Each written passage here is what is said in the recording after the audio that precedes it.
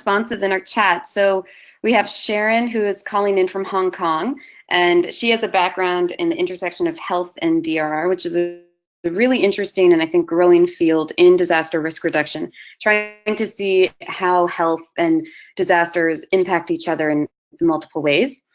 We have Kristen as well, who's calling in from Benin. Okay, so he also recently completed a certificate course on disaster management. So I think this is a great time for you to be attending this webinar. It's sort of also an intro to what's happening globally, and so we'd definitely like to hear more from you too. Lorcan, who's also one of our presenters, he is researching economic shocks and I think works in the field quite a bit in the UK and also looks at health impacts. So thanks for sharing that, Lorcan.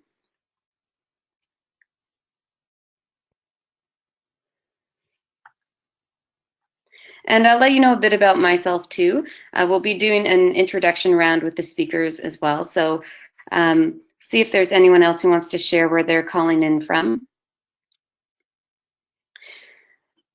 We have Alex as well. He's calling in from the Netherlands and generally focused on DRR policy. So I think that's great too. Sort of the policy level and the technical aspects of disaster risk reduction are just important to always keep in mind.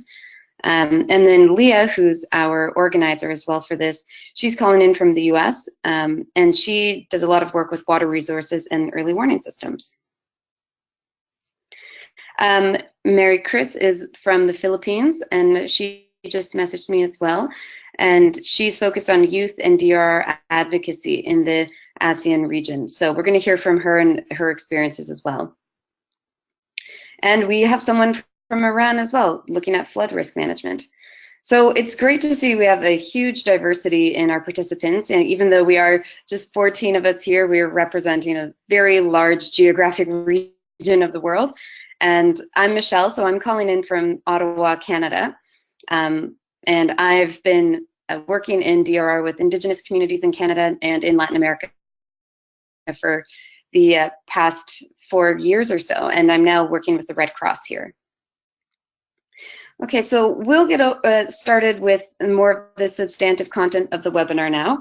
And the title of this webinar is Seeds for a Safer Tomorrow. So it's an introducing the toolkit, but also introducing some of the more broader themes of disaster risk reduction internationally, kind of an overview of what some of the major policy pieces are internationally and how they sort of guide all of the DRR work that we end up streamlining in a national and more local context.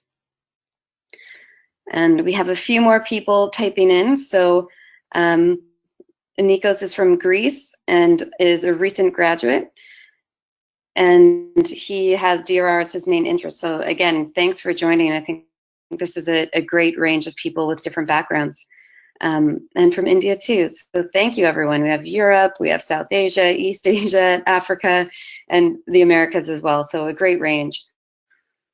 So today we're going to hear from 3 speakers, and myself, I am the moderator as well, but I'll introduce myself too. So first we're going to hear from Lorcan Clarke, who's a research consultant in risk and resilience.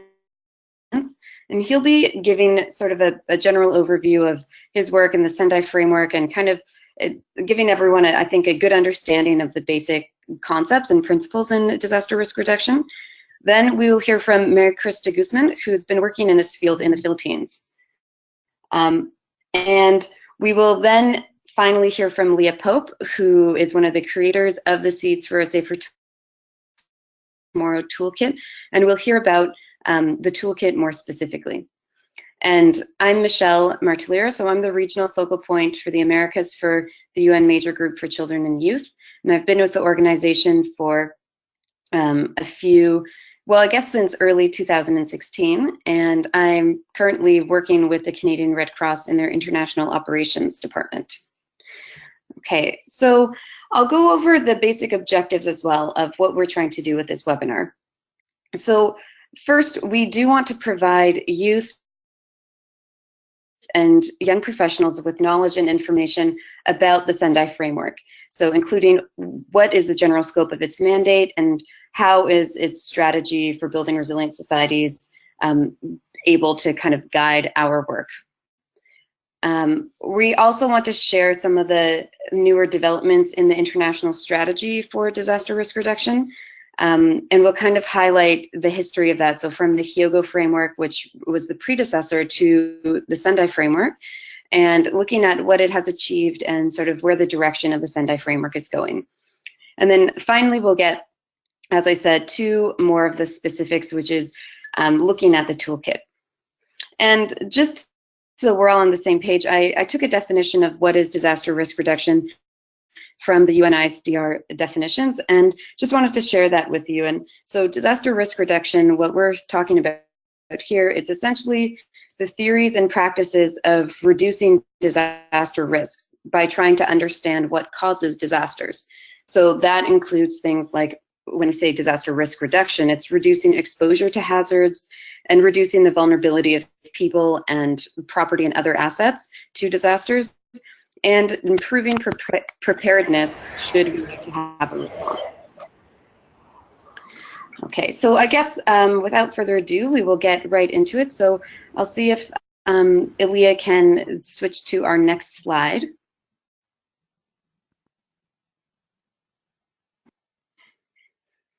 Okay, so looking at sort of the overview of the Sendai Framework, and I'll let Lorcan take it away from here. Lorcan, if you could also introduce yourself briefly and get us started into the Sendai Framework.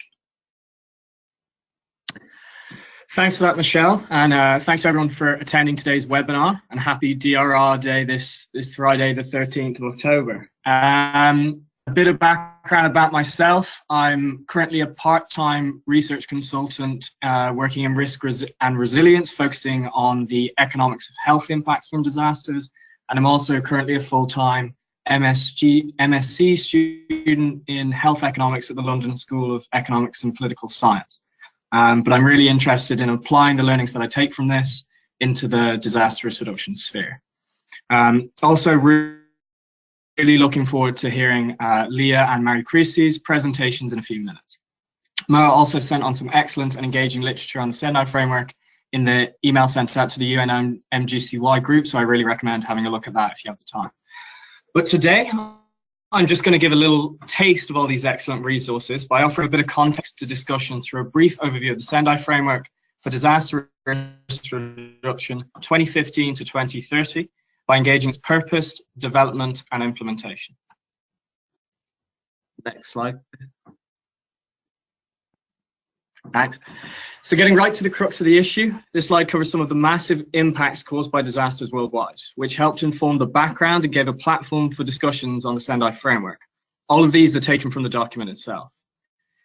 Despite the massive statistics for each, it is likely that the figures would be far higher if complete available statistics were comprehensive. So let's examine what we have. 1.35 billion people affected between 2005 and 2015. Through a number of pathways, including associated ill health and effects, loss of assets such as homes, displacement or disruption of livelihoods or critical services. For instance, between 2008 and 2012, 144 million people were displaced by disasters. More than 700,000 people killed. Their statistics are reliant on effective civil registration systems, which unfortunately may not exist in a lot of contexts. So again, this figure may in fact be far higher when taking into account the impacts of risk factors caused by disasters in the days, weeks, and months following the initial impacts. Total assessed economic losses, again, $1.3 trillion. This includes losses of public and private assets due to direct losses. And then again, 23 million people left homeless, but again, the numbers of displaced and the available statistics regarding informal dwellings mean that this is likely far higher. What's the purpose of the Sendai Framework? Well, to put it simply, as the document puts itself, to guide the multi-hazard management of disaster risk in development at all levels, as well as within and across all sectors, leading to the substantial reduction of disaster risk and losses in lives, livelihoods, and health, and in the economic, physical, social, cultural, and environmental assets of persons, businesses, communities, and countries. This is quite an all-encompassing remit. but disaster risk has influence throughout economies and sustainable development planning at all geographic scales and at all levels of prosperity. Essentially, the Sendai Framework aims to limit both the risks and the impacts of disasters taking place. And so how does it propose this purpose is carried out? Without going into too much detail, there are three particular characteristics for how it proposes to guide activities doing this. The first being covering all types of hazards. So all types of hazards. Hazards may be natural, anthropogenic, or socio-natural in origin. According to conclusions on discussions that were made following the Sendai Framework that finished up in February of last year, natural hazards are mainly associated with natural processes and phenomena, such as extreme weather, pandemic disease, or geological events, or human-induced hazards, usually the simpler term, are induced entirely or predominantly by human activities and choices. But notably, this term does not include the occurrence of or risk of armed conflicts and other situations of social instability or tension which are subject to international humanitarian law and national legislation. But more on that later. Several hazards are also socio-natural, so this means that they are associated with a combination of natural and human-induced factors, including environmental degradation and climate change. So overall, this covers everything from hurricanes to disease outbreaks to nuclear reactor meltdowns to desertification and many, many, many more types of hazards. So on to 4 priorities for action. So under the Sendai Framework, 4 areas are highlighted to direct and inspire efforts by those working in disaster reduction and engaged in related efforts in other sectors. Put briefly on the slide in front of you, these are priority 1, understanding disaster risk. This is about research, monitoring, and evaluation of what leads to disasters and their impacts. Priority 2, strengthening disaster risk governance to manage national and international levels. Priority 3, investing in disaster risk reduction for resilience. This is about money, but it is also about more than.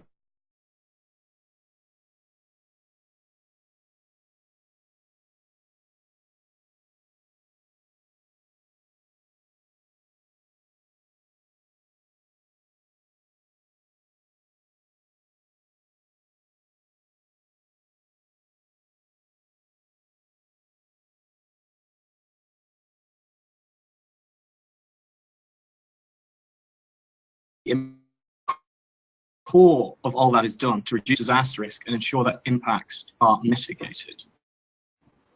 And then finally, or thirdly, onto the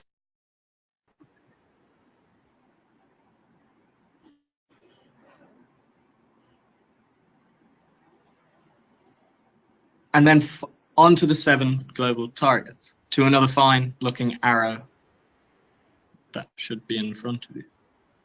Thank you, Leah. So, again, the list is quite long, but it's very important to understand the sort of components of it. So target A, to substantially reduce disaster mortality.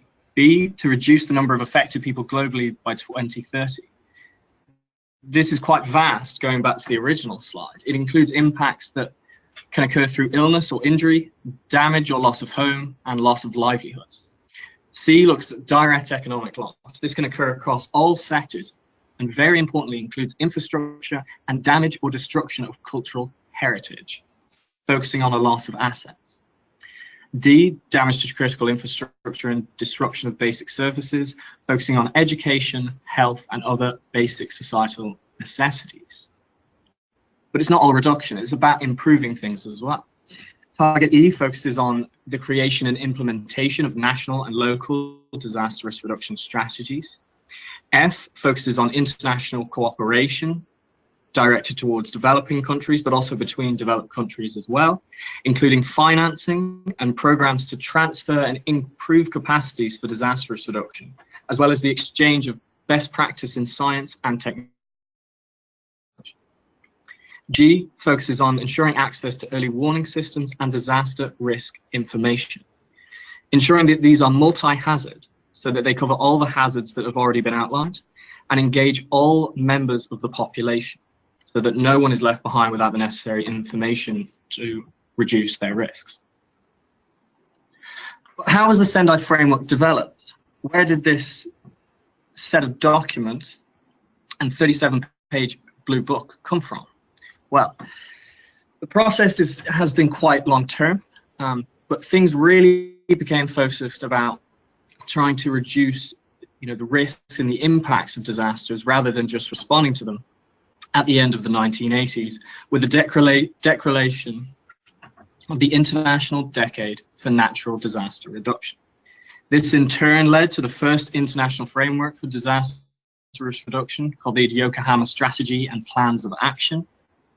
Then, at the end of the international decade, the International Strategy for Disaster Risk Reduction was taken on. This led to the creation of what we now know as UN ISDR, which is the UN Office for Disaster Risk Reduction, which leads efforts in this sphere. In 2005, the follow-up to Yokohama was accepted, called the Hyogo Framework for Action. This set out efforts that the Sendai Framework for Disaster Risk Reduction, accepted in 2015, then built upon. It is also important to note that the Sustainable Development Goals and the Paris Climate Agreement, all accepted in the same year, must be implemented in a coherent manner, as well as with other international agreements such as Financing for Development and UN Habitat 3. And just a little bit of context about Sendai's 3-year drafting process to explain how this document came together.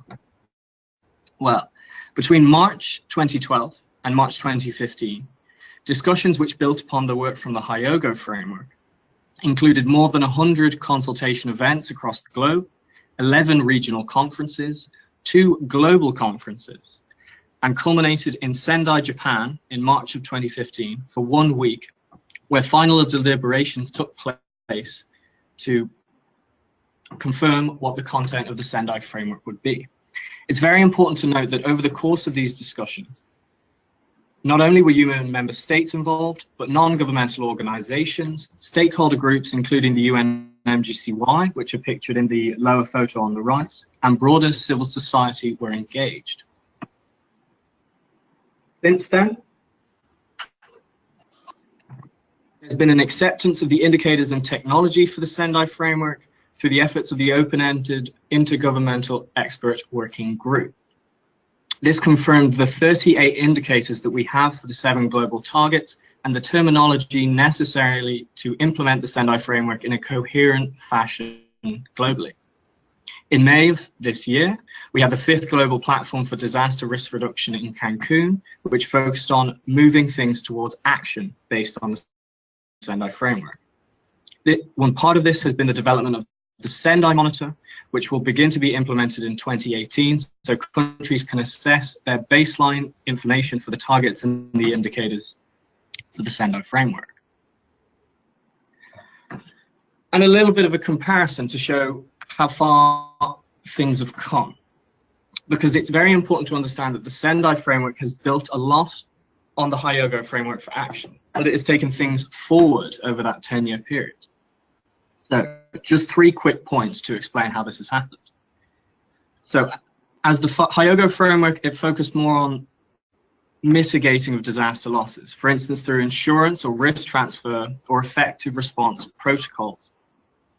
Whereas Sendai takes a much more holistic approach to issues by building a structure for efforts which addresses disasters not merely as given events, but as shocks and stresses which can be mitigated, and in turn, so can their impacts and associated harms. Whereas the Hyogo framework had a bit of a narrower scope, focusing mainly on disasters that took place due to natural hazards, the Sendai framework takes much more broader scope. This means that assessment of and planning for risks requires engagement across all parts of society, as hazards can come from man-made or natural sources. This also relates to the aforementioned note on Sendai's holistic approach to issues. And then the 3rd point, what to do versus a means to action. Novel portions of text, which is means of implementation, highlight how the Sendai Framework builds on Hyogo's calls to action on disasters. More detailed analysis on this is available, but for now, one should focus on the 7 global targets. These are critical because they set categories for goals for efforts in disaster reduction that policymakers, practitioners at all levels can have clear guidance about agreed outcomes. But there are also some limitations to the Sendai Framework. There are some criticisms that can be made. One of them has been engagement. Despite the fact that Sendai should have great coherence between other agreements like the SDGs and the Paris Climate Agreement, it's unfortunately not that well known, and efforts should be made to improve the standing that it has so there can be better coherence in efforts that are made.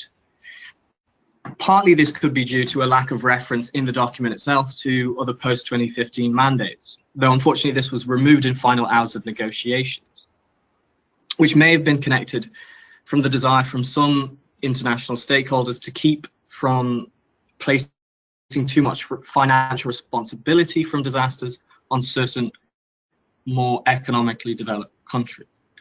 Additionally, there have been questions around whether or not Sendai can be applied effectively to local contexts, because it can be difficult for some all-encompassing targets, such as even implementing the monitoring necessary for the 7 global targets, for resource-constrained communities and countries, and how follow-up efforts should give great focus to engaging the trade-offs that need to be addressed at these levels. And finally, accountability. The global targets do not adopt percentage goals, rather than they call for reduction or increase compared to previous statistics. This factor would have made Sendai more similar to the SDGs or the Paris Agreement. Moreover, accountability regarding equity is an issue that has been brought up as well, due to weaknesses in disaggregated data collection that could mean that progress on the global targets may overall paper over distributional impacts or issues on marginalized communities. Additionally, since disasters do not take place in a fashion that can simply be assessed by a 10-year sample, comparing 2005 to 2015 to 2020 to 2030, this has also led to increased calls for improving the risk auditing processes that are used by catastrophe modeling companies for earthquake and hurricane hazard risk mitigation to assess how progress has been made. Yeah, let's move on from that. Let's move on to how we can implement the Sendai Framework and we can foster resilient societies. So there are 3 main things. We should better coordinate efforts for disaster risk reduction using the Sendai Framework as a basis. Though it is not a legally binding framework, it is accepted by the international community after years of negotiation by governments and huge numbers of non-governmental actors. There is impetus to do the work that it calls for.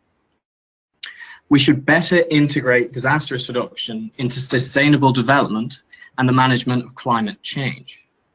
It is a global platform for efforts, and increasingly so, climate change adaptation measures and disaster risk reduction can foster common outcomes with great dividends for sustainable development and prosperity as well.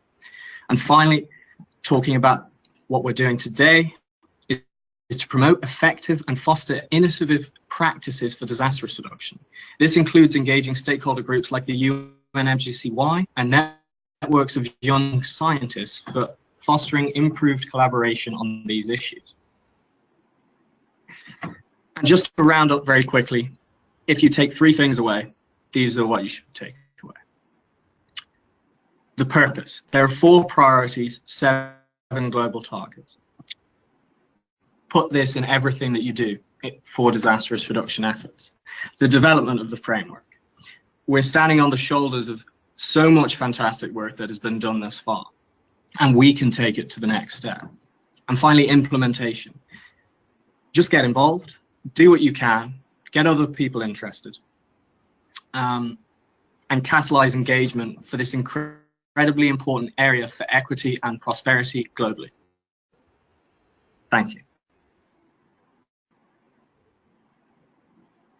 Great. Wow. Thank you so much, Lorcan. That, I think, gave us a really good understanding of where the process is right now, sort of what are the underpinning other agreements that brought the Sendai Framework to fruition.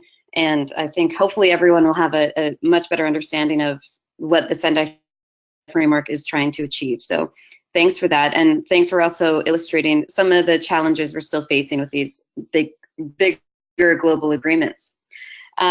Before I introduce Marikris, I just wanted to let everyone know, to our new members, our new attendees as well, we're going to save the questions for the end, just so that we can make sure that all the speakers have enough time. So please think about your questions and any comments that you have, and at the end we can put them into the chat box. You can send them into the chat box to everyone, and we will address them later.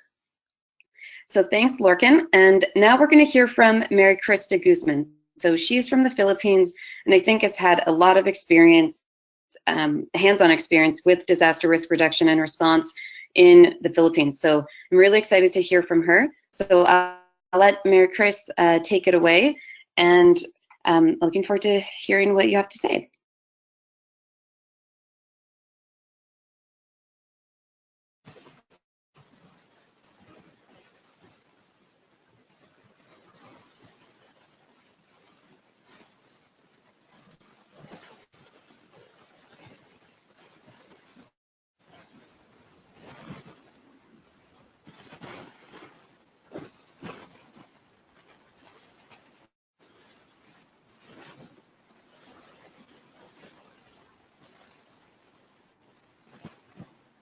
Hey, Marikris. Feel free to start whenever, and let me know if you're having any technical difficulties.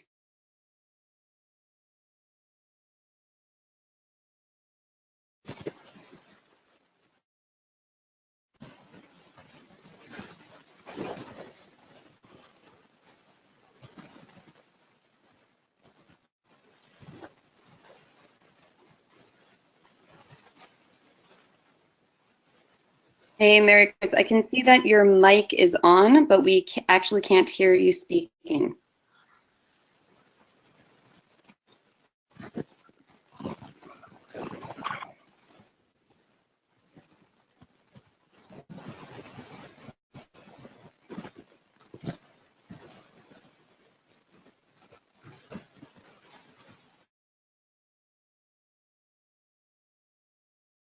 Okay, we'll just see if Marikris can get her mic working. Marikris, if your mic isn't working, you can also feel free to chat some things in, or type some things into our chat box, and I can read them out as well. Hello, hello. Yes, we have you. Okay. Hi, Marikris. Okay, cool. Hi, everyone. I'm Marikris from the Philippines. My involvement in the DRR advocacy is on the grassroots level, and I also work in national government agencies in the Philippines, particularly under the National Youth Commission and the Department of Social Welfare and Development. So the National Youth Commission is involved in youth projects, and there's a committee, particularly on Committee on Environment, which also initiates projects for youth participation in disaster risk reduction. And for the Department of Social Welfare and Development, it's more focused on disaster response as an agency. So what I will be sharing tonight is about building youth capacity for community resilience. So I'll be focusing more on our grassroots advocacy in the Philippines. And there, next slide, please. Okay, thanks. So the context in the Philippines is that we used to rank the 4th most disaster-prone country in the world according to UN. At least that was in 2015. And from 1995 to 2015, a total of 274 disasters were recorded in the Philippines. And as of last year, we are now the 3rd most disaster-prone country in the world. And we often consider Philippines as the disaster university because you can find almost all disasters here in the Philippines. And in fact, the former National Youth Commissioner at Large called every Filipino a disaster expert because we've been exposed to different disasters all our lives. And annually, the Philippines suffer economic losses amounting to at least 15 billion pesos which is roughly 5% of our national gross domestic product. And aside from this, there are indirect and secondary impacts or losses resulting from the consequences of physical destruction. So an example of this would be induced losses in wages or sales due to loss of function. And finally, the context in the Philippines is that same with the global situation, we also have vulnerable youth. So youth who are vulnerable to different disasters. Next slide. Next slide, please. Okay, so given that context here in the country, it is important that the youth are engaged in disaster risk reduction. And there are two important points why youth engagement in DRR is a must. First, we have already pointed out that the youth sector is one of the most vulnerable sectors to disasters. Hence, it is all the more important to involve them. And second, the youth have potential to contribute significantly in disaster risk reduction. So we have the energy needed in the event of disaster. So the youth are usually tapped as volunteer responders. They are also being utilized in disaster monitoring because they have the energy and dynamism. And the youth also have the creativity needed to generate innovative solutions to disaster problems. So here in the Philippines, we have very creative and innovative young people. For example, I know someone who created the disaster board game, and he's actually being featured in different DRR forum and in different government agencies also, because the invention is really helpful in terms of teaching young people and even adults about disasters. And also, I know someone who invented food powder, which is already being used by one government agency in disaster response. And even the government of the Philippines realizes the importance of engaging youth in DRR. So our National Disaster Law, or the Philippine Disaster Risk Reduction and Management Act, was amended to engage the youth in DRR programs. In particular, the youth are given seats in the council to air out their concerns and be part of the disaster governance process, from the planning to implementation. Next slide. Next slide, please.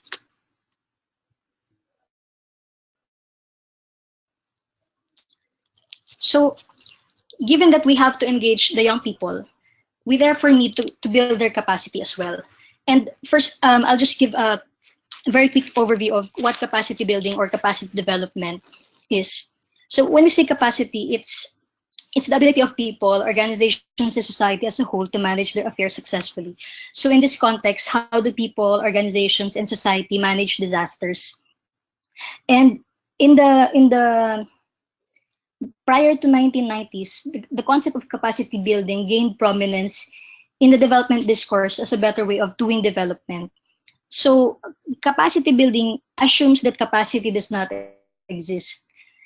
And the 1990s saw the rise of references to capacity development, which assumes that capacity exists and can be strengthened. Next slide.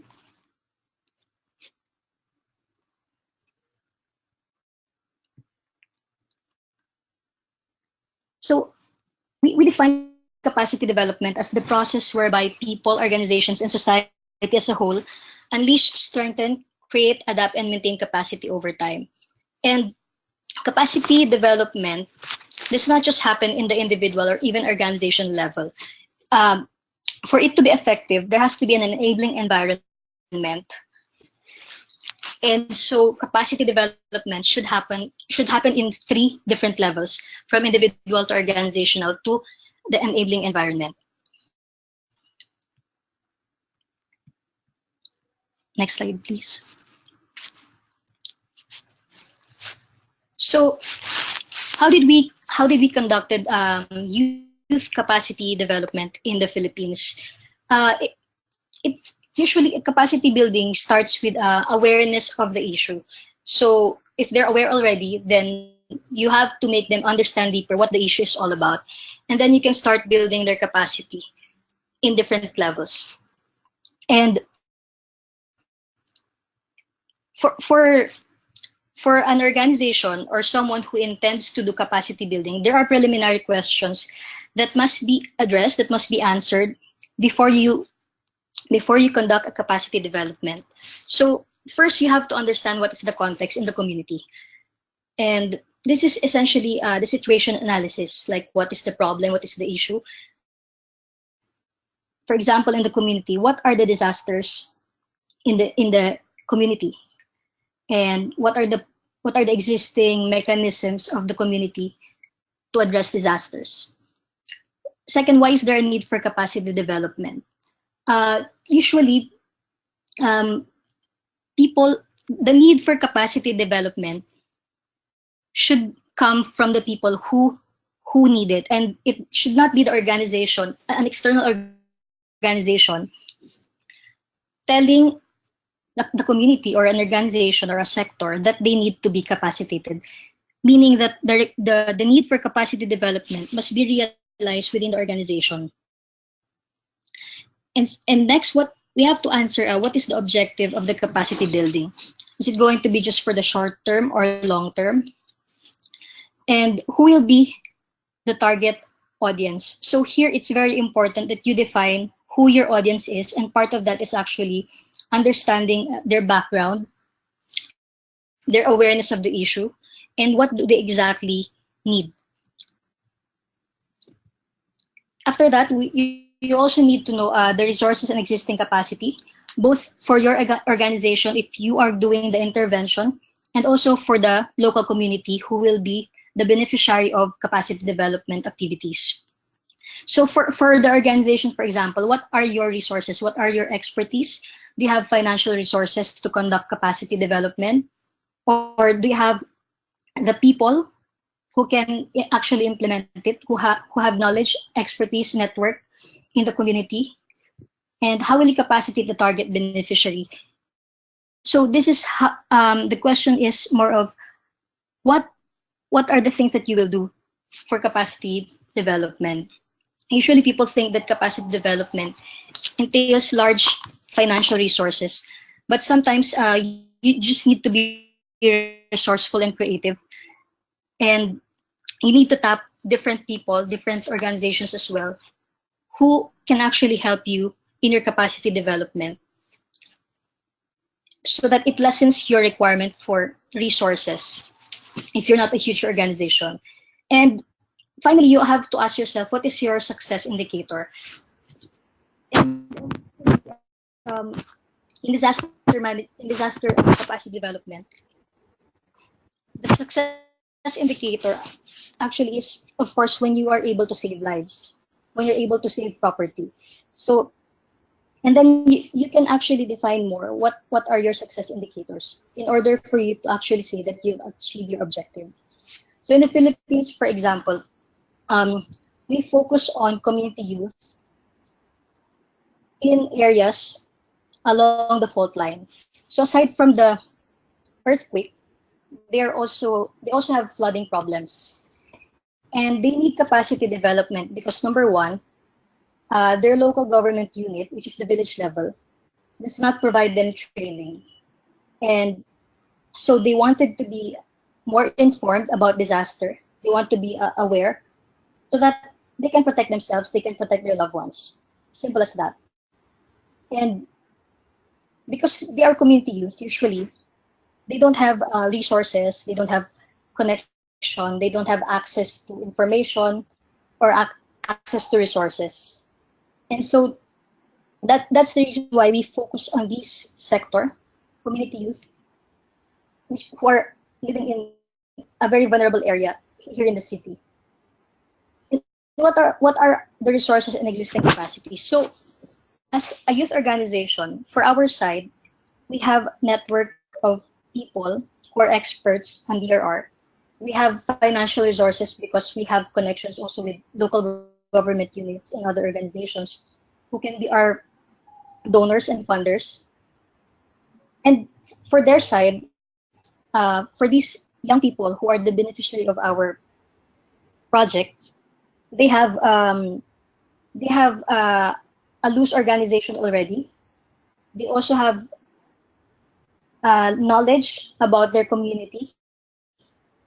So these are some examples of existing resources and capacity of the organization and the provider of service. So for us, what we did is we taught them about the concepts of DRR. But aside from teaching them the concepts of DRR, we also brought them to an organization in the grassroots level who is actually which is actually cited as one of the best organizations doing grassroots DRR advocacy, which is called Buklod Tao, based in the Philippines. And we brought the young people for town watching. It's also their way of to apply their knowledge on hazard mapping. And then we've introduced them to young people who have been doing DRR advocacy already, and they've exchanged knowledge, practices. So for example, one youth organization does disaster theater, and then they're also engaged in disaster monitoring in their community, and also they were able to network with different organizations and their local governments. So for the capacity development, one slide back. So just that example of capacity development, we've actually these are the results of that example of capacity development. So first, they have better awareness and understanding of DRR, and they have enhanced ability to protect themselves. And now they're also the ones educating and helping others about DRR. They were able to form a better bond as an organization and as a community. And they were also able to network with external organizations. And so right now, they maintain those connections already and tap them for future activities. It also helps complement government and NGO DRR initiatives and programs. So the responsibility of developing capacity in the community or among the people does not just rest solely on the government, but also for civil society, for non-government organizations. And definitely the young people can play a big role in complementing government programs. And the capacity development finally created opportunities for greater involvement in the community. So in fact, after the capacity building, they're not just confined to DRR advocacy. Eventually, they also joined other socio-economic, even socio-political advocacies in the Philippines. So essentially, when we do capacity development, it actually paves way for youth action for DRR. And so for my last slide, these are just some of the insights on capacity development. First, you need to understand the need of the segment you want to capacitate to avoid a mismatch of what you're actually teaching them and what they actually need. Second, the effectiveness of the training can be measured in the event of a disaster. So you can't really say that your training, your workshop is actually effective unless it is tested when a disaster strikes. And fourth, capacity building can open up different opportunities for youth to network and be involved in other social issues, which I've mentioned already. And resource mobilization and management are important skills to ensure sustainability of initiatives. Usually, people find it difficult to conduct capacity development because they don't have resources. And so you need to be creative in mobilizing resources and even managing your resources once you have them already. And finally, capacity development can save lives, which is really the ultimate goal, supposedly, of capacity development, particularly in building resiliency among the young people in the Philippines. So these are just some of the things that we've done, and feel free to ask more questions, and I can elaborate later in the question and answer portion. Thank you. Thanks, Marikris. I think that gave us a really good understanding too of why capacity development is important and I think it has been highlighted in this new kind of push for DRR internationally. And I really like that you kind of illustrated why capacity building has these other impacts, these really beneficial impacts for a community, like strengthening bonds between people and just involving people more and really kind of creating that environment where people want to learn. So thank you again. We're going to move on to Leah pretty quickly and just let her talk about the Seeds of a Safer Tomorrow Toolkit, which has been a document that is, I think, it can be a really useful tool for implementing the capacity building. So I'll let Leah take it away. And just a reminder, think of your questions, but we will answer them at the end of the presentation. Hi, everyone. Thank you. I had to call in. My internet's a little lagging, but I'll just try to go through. The Seeds for a Safer Tomorrow Toolkit was prepared for the Global Platform for Disaster Risk Reduction in Cancun this May. And while preparing it, we also wanted to make a tool that would be useful for future use by youth for capacity building and other DRR activities. So just to go through, I'll kind of sum up what we've already summed up a little bit. So the GPDRR, the Sendai Framework highlights these 7 global targets and these 4 priorities of action. And we wanted to provide something for the youth to use for that. So we created this toolkit. And this toolkit is the 4 goals of it is to raise awareness for the Sendai Framework, also empower people to use it and have knowledge with the Sendai Framework to implement it, and to also prepare their own activities and and they can take it to use, as well as a place that they can start the conversation with other people for networking. So I'll just kind of go through what the toolkit talks about. If anyone didn't receive it before this meeting, I'll send it out. It's also available on the internet. And I'll just kind of go through high level what the toolkit entails. So first what happens is the toolkit starts to list these core concepts. And this terminology is good because it helps to achieve a common understanding, to promote dialogue, because that's a really big part of learning and knowing these concepts. And it's also important to have a common ground when we're starting these DRR topics.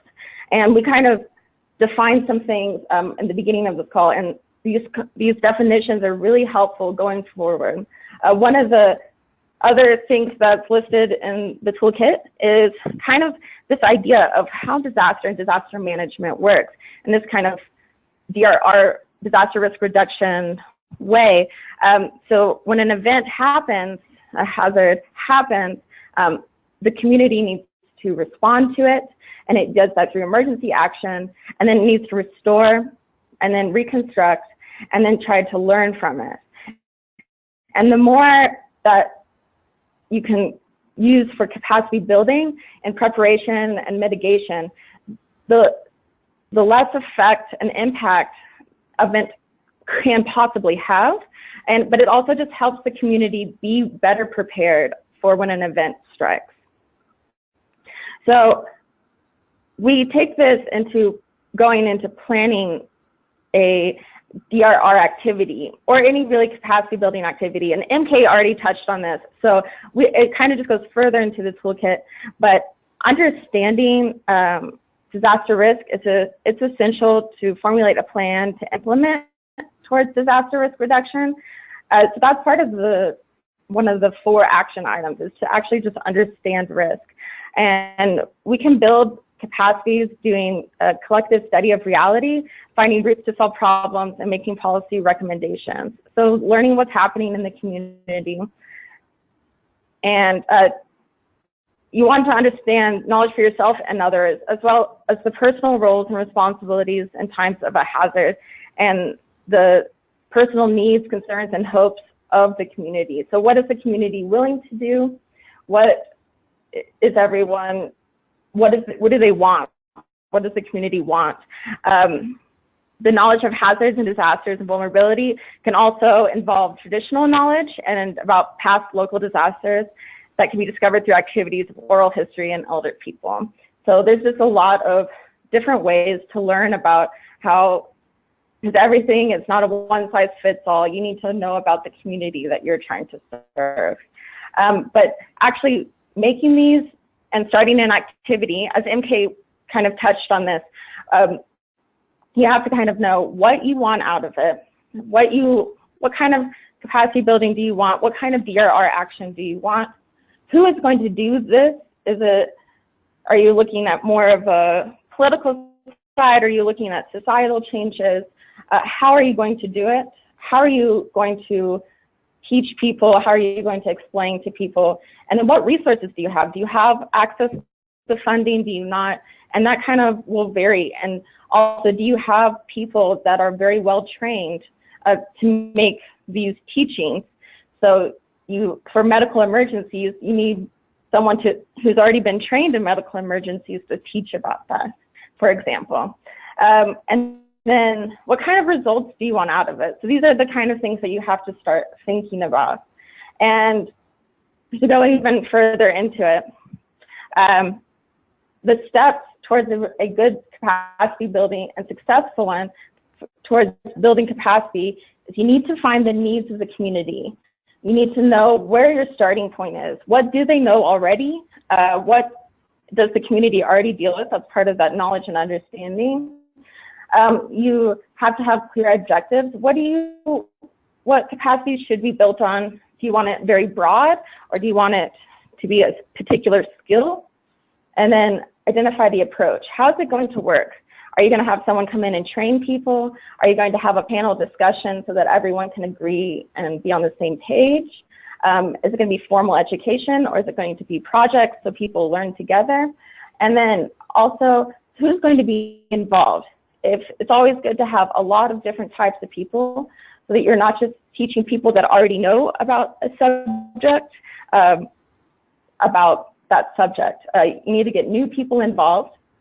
And I really like this quote from the UNEP that says that it takes a lot more than a PowerPoint presentation to acquire new knowledge and skills.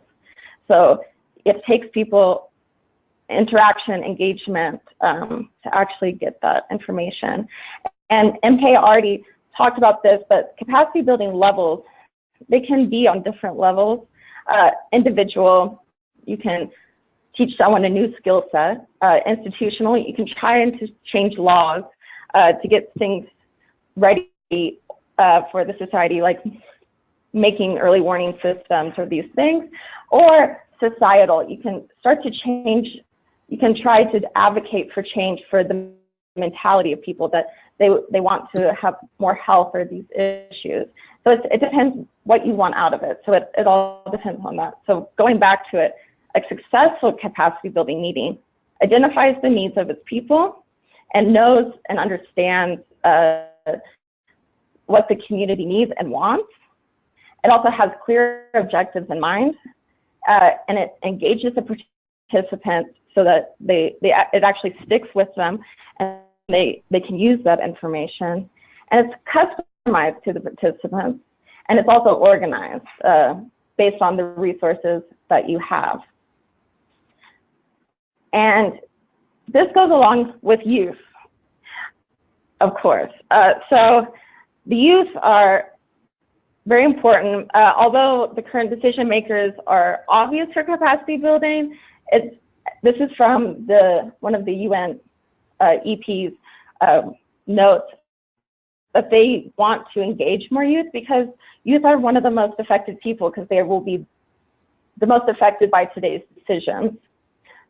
So together, young people can influence DRR agenda by providing a critical analysis to related problems. The toolkit provides a lot of different case studies around the world that are very inspiring for different capacity building activities. And young people can influence political agendas using advocacy skills to promote a deeper understanding of disaster. Words matter, and we can use them to fight a sustainable future. So we encourage through the toolkit and through UN MGCY as a whole to engage youth to make these capacity building meetings and activities for disaster risk reduction. So on that note, I just flied by so we could go to questions real fast, but I engage everyone to be active and engaged. So thank you very much. Thanks, Leah. And just a reminder, the Seeds for a Safer Tomorrow toolkit is available, so you can look at it and download it as well. So I highly encourage everyone to do that.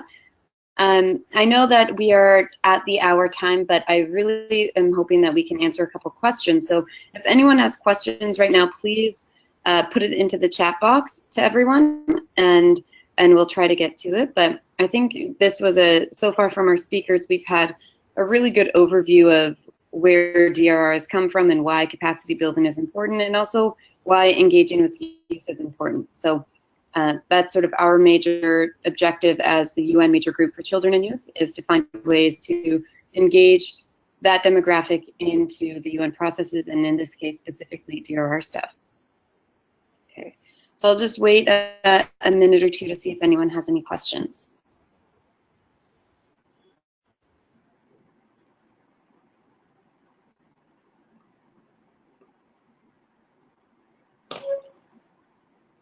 And I'll also invite our speakers as well, if they want to add any final comments as well, then please also feel free to do that.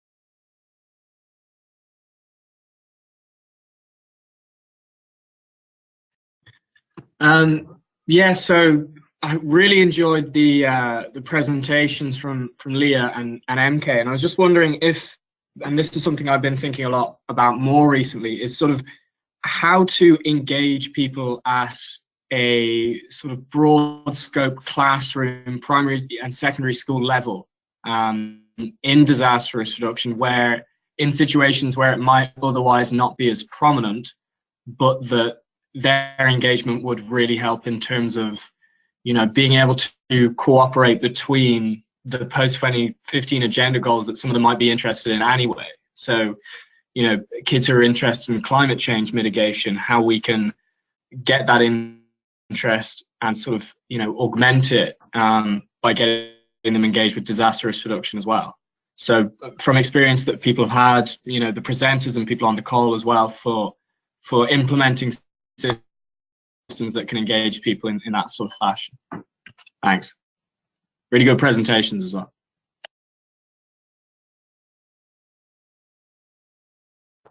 Thanks, Lorcan. Hey. Oh yeah, go ahead, Leah. Oh, hi, Lorcan. Yes, everyone had a very good presentation. I think that it is very important, yeah, for youth, because they're the ones that take these ideas and decisions further. Engaging them in a interactive way generally is a very good idea. And also try to see hands-on how things are happening.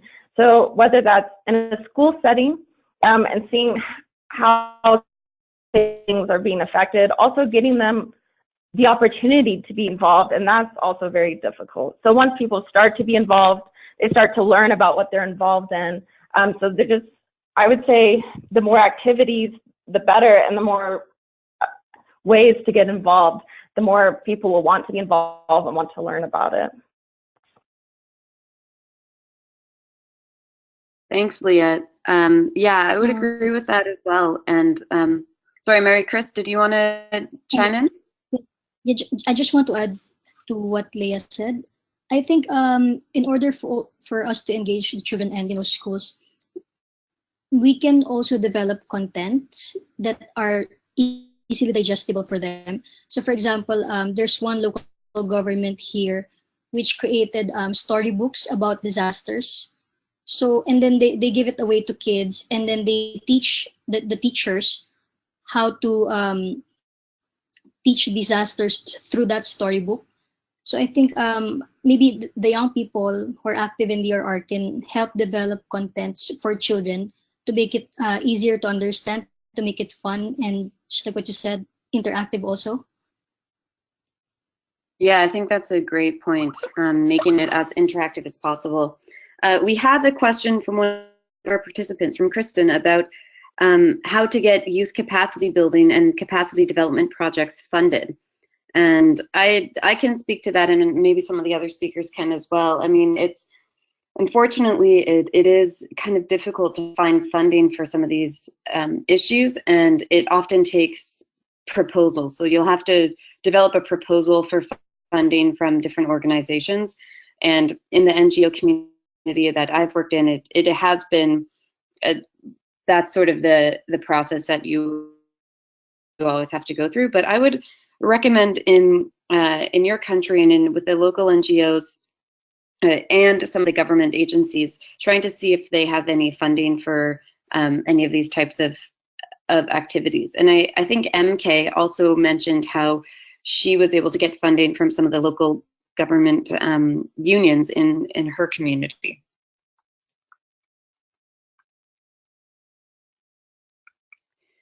But it is often the biggest challenge, is to find out how we can get some of these things funded. And I would also say that right when a emergency or an event happens, that's not the time. Remembering the full cycle of disaster management, that's not the time to bring up, because more people are putting all their funding towards recovery and response. I would say that once things start to tail off in the recovery, you can say, okay, but it won't be as expensive next time if we start doing capacity building. It won't be as detrimental and have as big as impact if we start now with capacity building and starting that conversation and letting people know that preparation is really helpful and long-term planning is helpful. So trying to prove to people that it's better to put resources into preparation is really difficult. But if you can do that, it's really helpful. Hi all, can I add to that question as well, more to the answer rather than to the question? So bear in mind that if you want to do capacity building for youth in your local area, you can do that really without funding as well, because you can start really small. You can start from your own like local school or university, depending on the age group you want to target. The only thing you will need to do in that case is talk to the school if they agree to give you a room for an hour or two, or you can join a class and make a little workshop together with the children. Now, you will need funding if you want to do bigger stuff. Like, for example, if you want to do a regional kind of capacity building exercise. But for local things, you can really go very cheaply on these kinds. And also the way to spread the news all can go through social media. Like, for example, I don't believe in personally, I don't believe in leaflets at all. I think people usually just throw them away in the bin without even reading them. But people do read social media, so social media is for free as long as you pay your internet, and you don't necessarily need to have a lot of funding to do something really good. And in terms of cooperating for doing workshops or invent, and also link it to the previous question about more interactive ways to engage children, there's a couple of games that have been developed by different organizations. I believe the Red Cross has some, UN DRR themselves have one. So these are games that are for free. It's probably going to be more interesting. I have personally tried one or two of these, and it really gets into you, trying to, like, okay, where do you build this? What do you do there? And will that stop the flood and that kind of thing? So it is quite interactive. You can try to get in touch with some of the people who have developed these games or the organizations that have the rights over them, and then you can also find some partners there and try to link with them and work together and deliver a workshop together. So these are just a couple of ideas. Yeah. Can I also add to what you said? For for project also, for instance, there are regional organizations which provide funding to organizations or to project proposals. But I think funding organizations usually want to see proof of concept, meaning that this project should work or will have positive results. So it actually helps to do pilot testing. And so for example, you can do like small scale capacity building first, and then later on, once you see like good, positive, sustainable results, then you can actually show them that there's already proof of concept that the program that you have will work, and then it becomes a more compelling project proposal for funders. And for example, in the Philippines, there's a recently launched project, and they're actually going to grant youth organizations 1 million pesos if they come up with innovative ideas. And also another way of doing it is also by crowdfunding. So for example, last year in our we had a project in Malaysia training the Rohingya youth. The Rohingyas are from Myanmar, and they're actually considered the most persecuted people in the world by the United Nations. And we've conducted a digital advocacy bootcamp in Malaysia for 2 days for Rohingya youth who are based in Malaysia now. And we actually just used crowdfunding to fund the project, the 2-day capacity workshop. So sometimes if you come up with a really good narrative and it's a compelling case, people will actually also donate and give funding. So the most important thing is to actually come up with a good concept, a good project proposal, and then funding will eventually follow. Thanks, MK. Yeah, I think that's a good point. Crowdfunding is another way to do it. It's and I agree that often they're looking for pilots or proof of concept, or you can say, I can scale up this project. And I think what Kristen said is that even some of the training materials cost money. I think in some cases, it's just very valuable to try to partner with other local organizations or other groups. So for example, your local Red Cross or another local DRR organization, you could try to see what they're doing and try to partner with them for a project. And that might be another way to get some more resources. Now we're about 10 minutes over time now, so I wanted to make sure that people got a chance to ask questions, but also understanding that I'm sure everyone has other things to get to today. So do we have any other questions from our participants? Oh, that's great, Kristen. I'm glad to hear that.